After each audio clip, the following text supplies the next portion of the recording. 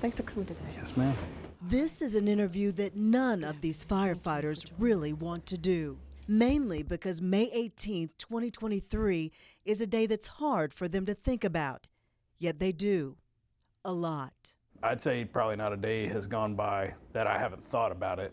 What ifs is a big thing. I want to thank each and every one of you for your heroism that day and saving lives. Take me back to that day that probably started off maybe quiet, and that moment when you knew, this is it. That fire specifically, I mean, you could see it citywide pretty much. I mean, wherever you were in the city at the time, you could see that fire. It's going on Park Road, like Chief said, you could just see it looked like a storm cloud. Looked like all of Southpark has a giant storm cloud over it.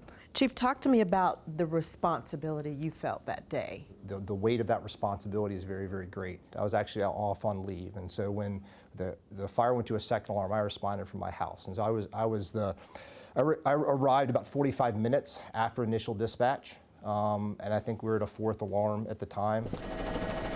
That fire at an apartment site under construction in Southpark would go to a fifth alarm and become one of the worst in Charlotte's history. Nearly 100 firefighters responded, temperatures inside exceeding 2,000 degrees. More than a dozen construction workers were rescued.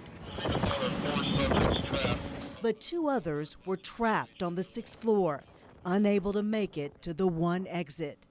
Captain Mike Watts was in charge of the effort to get them out.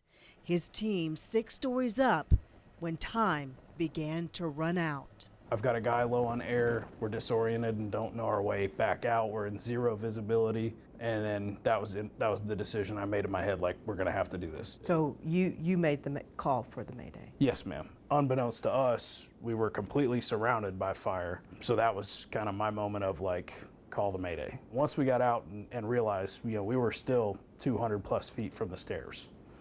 So if that help didn't get started then, it was never gonna make it. How close did you get to the men? I don't know how close. I know I could hear them. We had gone over 300 feet from where we entered, and learning after the fact that was the only way to get to the 6th floor.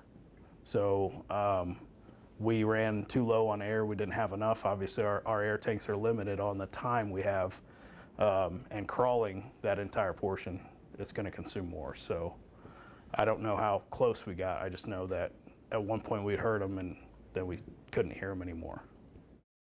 DeMonte Sherrill and Reuben Holmes, both working to build that apartment complex, died in the fire. Their supervisor had been on the phone with them, trying to guide them to the one exit on that floor, but they told him that the smoke was too thick. State inspectors determined the exits were not set up to provide an easy way out for them. DeMonte Sherrill, just 30 years old, was a father of 4. Reuben Holmes was 58 and had been working on this building for a month. He and Sherrill installing doors and windows. You said earlier that not a day has gone by that you haven't thought about this. By a show of hands, how many of you have thought about this at some point every day since it happened? Okay. How do you cope? The department has resources and they've implemented more resources, but I would tell you for me, it's the group sitting behind me and the other guys in the station. And probably the biggest thing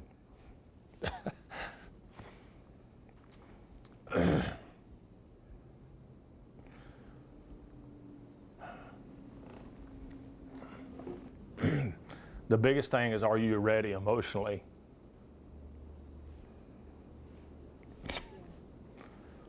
If it goes the other direction. So you just have to, you don't want to get to that point, and you train to not get to that point, but are you ready if it gets to that point? Because you can train for scenarios and tactics, but how can you train emotionally? The community sees you as heroes. We don't look at ourselves that way. We're doing what we're trained to do. I mean, we're here for the community. We're here for them. We're going to do everything possible to help whoever you are, wherever you are.